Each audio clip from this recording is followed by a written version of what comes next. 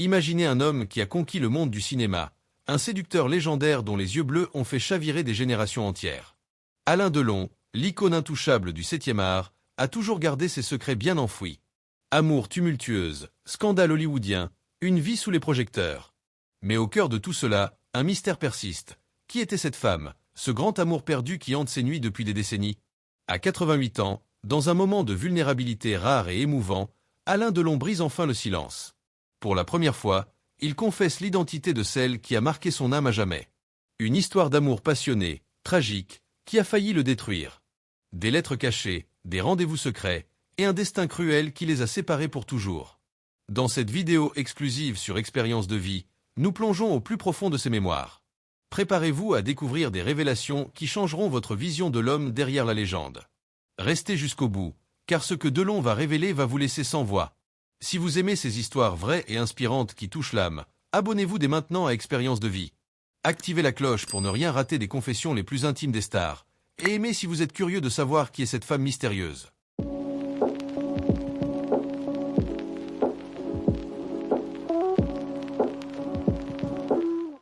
Allons-y, commençons ce voyage émotionnel. Alain Delon, l'acteur français dont la vie amoureuse fascinante a souvent fait la une des journaux, est connu pour son apparence frappante et sa personnalité charismatique. Mais pour comprendre l'homme derrière la légende, il faut remonter à ses origines, à une enfance marquée par l'instabilité et les blessures profondes qui ont façonné son caractère solitaire et rebelle.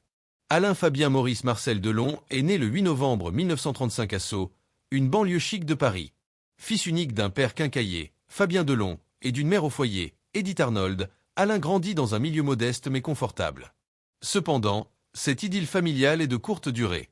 À l'âge de 4 ans, en 1939, ses parents divorcent, plongeant le jeune garçon dans un tourbillon d'incertitudes. Son père se remarie rapidement avec une femme qui lui donne 3 demi-frères, tandis que sa mère épouse Paul Boulogne, un boucher charcutier local, et lui donne 2 demi-sœurs. Alain se retrouve ballotté entre ces deux mondes, sans ancrage véritable. C'est à ce moment que ses parents décident de le placer en famille d'accueil, une décision qui laisse chez Delon une cicatrice indélébile. « J'ai été abandonné par mes parents », confiera-t-il plus tard dans une interview rare à Paris Match en 2013. La famille d'accueil, installée près de la prison de Fresnes dans le Val-de-Marne, est dirigée par un gardien de prison. L'enfance de Delon est alors imprégnée d'une atmosphère sombre et oppressante. Il n'a que 9 ans lorsque, un jour d'octobre 1945, il entend les coups de feu retentir dans la cour de la prison. C'est l'exécution de Pierre Laval, le chef collaborationniste du régime de Vichy. Cet événement traumatique, qu'il racontera des décennies plus tard dans son autobiographie Les Mémoires d'Alain Delon, non publiée mais citée dans des biographies, marque profondément son imagination d'enfant. « J'ai vu la mort de près, sans la comprendre, et ça m'a rendu méfiant envers le monde, dira-t-il. Après la mort prématurée de ses parents d'accueil, le père emporté par une maladie, la mère par un accident, Alain retourne chez sa famille biologique à l'âge de 10 ans. Il partage désormais son temps entre la maison de son père à l'Île-Rousse, en Corse, où la famille possède des racines, et celle de sa mère à Bourg-la-Reine, près de Paris. Mais l'accueil n'est pas chaleureux. Ses parents, absorbés par leur nouvelle vie, lui portent peu d'attention. Inscrit au pensionnat catholique de Saint-Nicolas-d'Igny dans l'Essonne, Alain passe son adolescence aux côtés de son ami proche Gérard Salomé, futur producteur. Pourtant, son tempérament fougueux et indiscipliné le conduit à l'expulsion à 6 reprises. « J'étais un rebelle, un solitaire qui ne supportait pas l'autorité », avouera-t-il dans un documentaire de 2008 sur Arte. À 14 ans, une nouvelle expulsion d'un autre pensionnat scelle le sort de son éducation formelle. Sa famille conclut que l'école n'est pas faite pour lui. Sa mère, désormais mariée à Paul Boulogne, l'installe chez eux à Bourg-la-Reine. Delon avoue n'avoir jamais ressenti de sécurité dans cet environnement. « Je n'avais pas de chez moi, pas de racines. C'était comme flotter dans le vide. » Pour l'occuper, il suit une formation professionnelle en charcuterie et obtient un CAP, certificat d'aptitude professionnelle. À 15 ans, il commence à travailler dans la charcuterie de son beau-père, qui emploie 16 personnes. Les journées sont longues, les tâches physiques, mais Delon y trouve une forme de discipline. C'est là qu'il a son premier contact avec le monde du cinéma. À 16 ans, il joue le rôle d'un voyou dans le court-métrage Le Rapt, réalisé par Olivier Bourguignon, un ami de son père. « C'était un jeu, mais j'ai senti quelque chose de magique », se souviendra-t-il. À la même époque, l'adolescent rêve d'évasion. Avec un ami dont l'oncle vit à Chicago, il tente de fuir en bateau, mais ils sont arrêtés à Bordeaux. Cette mésaventure renforce son sentiment d'être un outsider. Anticipant son incorporation militaire obligatoire, Delon s'engage volontairement dans la Marine nationale à 17 ans, en 1952. C'est le début d'une période qui va transformer sa vie. Le service militaire d'Alain Delon est une page sombre et controversée de sa biographie, un creuset où se forge son sens de l'honneur, sa fascination pour les armes et son aversion pour l'autorité.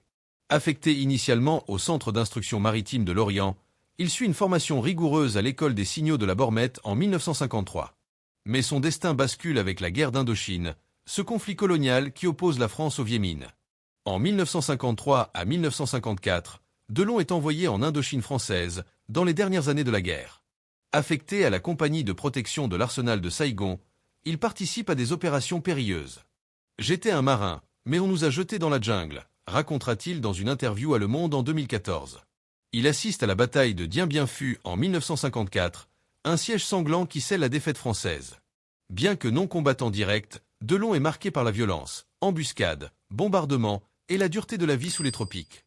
Il développe une passion pour les armes à feu, inspiré par le film Touchez pas au Grisby de Jacques Becker, vu lors d'une projection militaire, où Jean Gabin incarne un gangster honorable. « Gabin m'a montré ce qu'était un homme de parole », dira Delon. Mais sa carrière militaire vire au drame. Accusé de vol d'une Jeep, un incident qu'il qualifiera plus tard de bêtise de jeunesse, Delon est arrêté. La marine lui offre un choix, libération anticipée ou prolongation de service de 3 à 5 ans. Il opte pour la première, mais est expulsé avec une mention indésirable. Rentré en France en 1956, il nourrit un ressentiment profond envers ses parents, qui avaient dû approuver son envoi en Indochine. « Ils m'ont sacrifié pour leur tranquillité », lancera-t-il amèrement. Cet épisode le confronte à la discipline, à l'honneur et à une affection viscérale pour le drapeau français, malgré tout. De retour à Paris, Delon coupe les ponts avec sa famille. Incertain de son avenir, il s'installe à l'hôtel Regina et enchaîne les petits boulots, débardeur au hall, serveur dans un café des Champs-Élysées. C'est là qu'il croise la route de la future chanteuse Dalida, avec qui il entame plus tard une liaison. Dans les quartiers interlopes de Pigalle et Montmartre, il s'immerge dans un monde de voyous et de gigolos. Protégé par un homosexuel nommé Carlos, Delon est fasciné par le code d'honneur, la camaraderie et la loi du silence. Son visage angélique et son charisme en font un aimant à femme, soutenu par des prostituées. À 20 ans, je flirtais avec le danger, le proxénétisme même, admettra-t-il dans Alain Delon, l'Outsider, biographie de 2020 par Gilles Jacob. C'est dans ce milieu que son destin bascule vers le cinéma, par pur hasard. Par pur hasard et grâce à son apparence exceptionnelle, Alain Delon trouve sa voie dans le monde du cinéma. Sans aucune formation théâtrale, il est découvert au Festival de Cannes en 1957 par un chasseur de talent. Son essai à Rome impressionne tant qu'on lui propose un contrat de 7 ans à Hollywood. Mais Delon décline, préférant rester en Europe. À 22 ans, Yves Allégret lui offre son premier rôle dans Quand la femme s'en mêle, 1957, un polar modeste. Le tournant arrive en 1958 avec Christine, où il rencontre Romy Schneider. Leur alchimie à l'écran déclenche une liaison passionnée. En 1960, Plein Soleil, adaptation du roman de Patricia Highsmith Le talentueux Monsieur Ripley réalisé par René Clément, le propulse au rang d'étoile. Delon incarne Tom Ripley, un jeune ambitieux prêt à tout, meurtre, usurpation d'identité. « C'était moi, ce rôle, un survivant rusé », dira-t-il. Le film remporte l'Ours d'Or à Berlin et lance sa carrière internationale. L'année suivante, Rocco et ses frères de Luchino Visconti lui vaut le prix spécial du jury à Venise. Delon joue Rocco, un boxeur immigré en Italie, déchiré entre loyauté familiale et amour. Visconti, fasciné par sa beauté angélique et diabolique, le rappelle en 1963 pour Le Guépard, épopée sicilienne avec Burt Lancaster et Claudia Cardinal.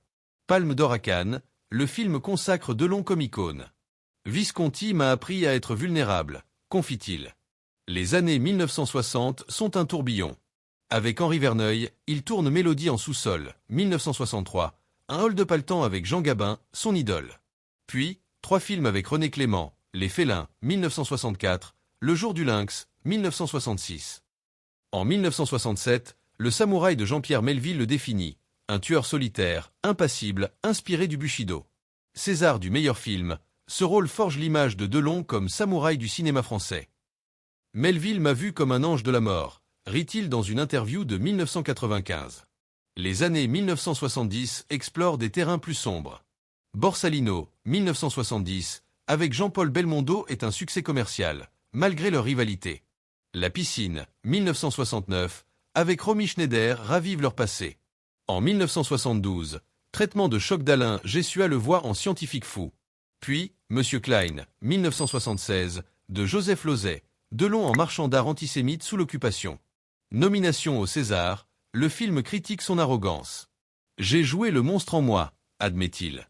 Dans les années 1980, il produit et joue dans Notre Histoire, 1984, pour lequel il remporte le César du meilleur acteur. Le Choc, 1982, et Swann en amour, 1984, montre sa maturité. À la télévision, Franck Riva, 1990, le ramène au polar.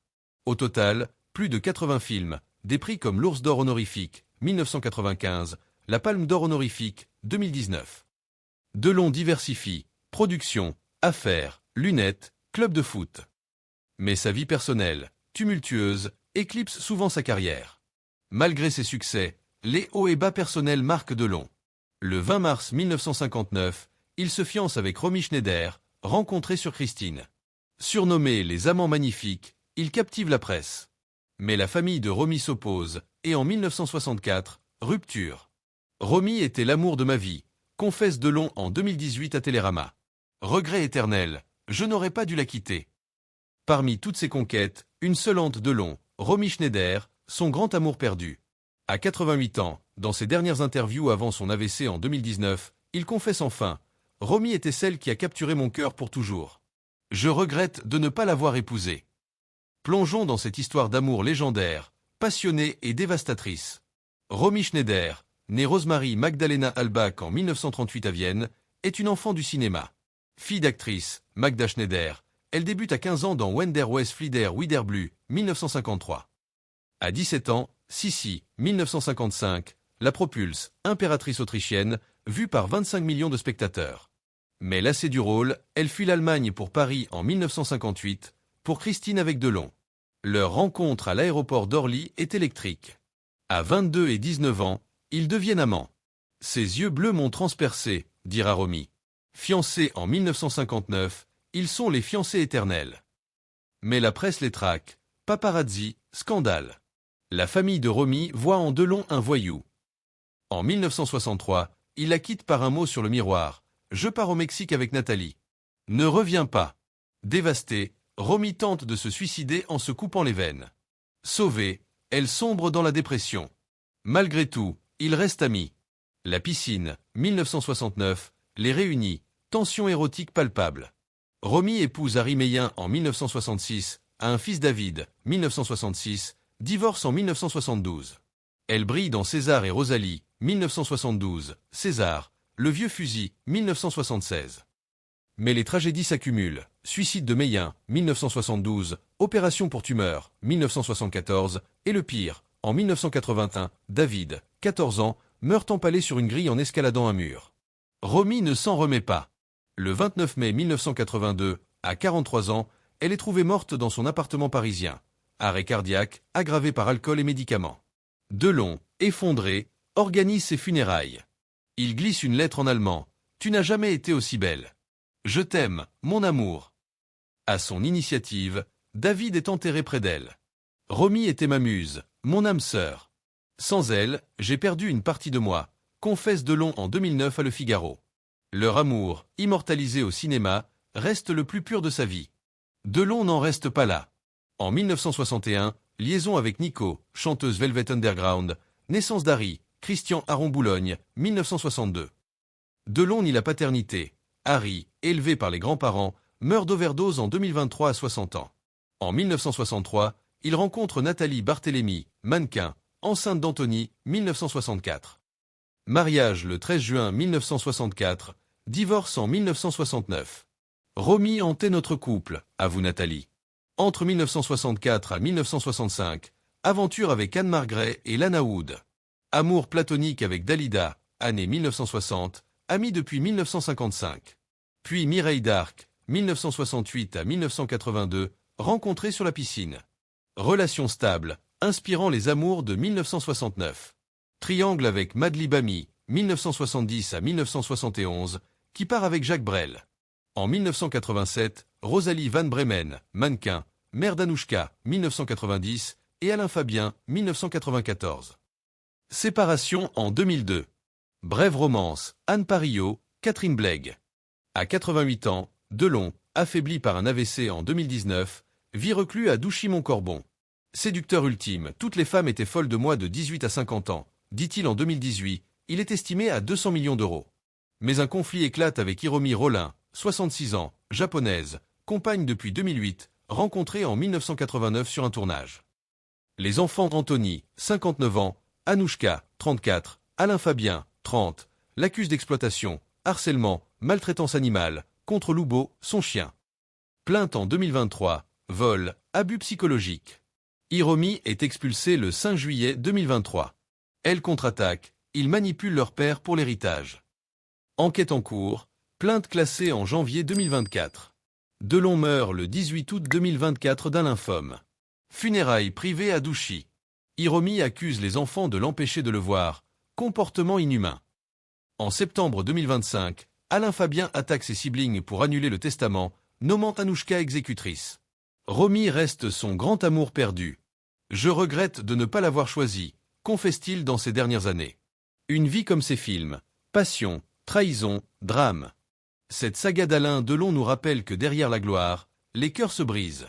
Si cette histoire vous a touché, aimez, commentez qui était pour vous le grand amour de Delon. Abonnez-vous à Expérience de vie pour plus de récits intimes des stars. Activez la cloche, et à bientôt pour une nouvelle expérience émouvante.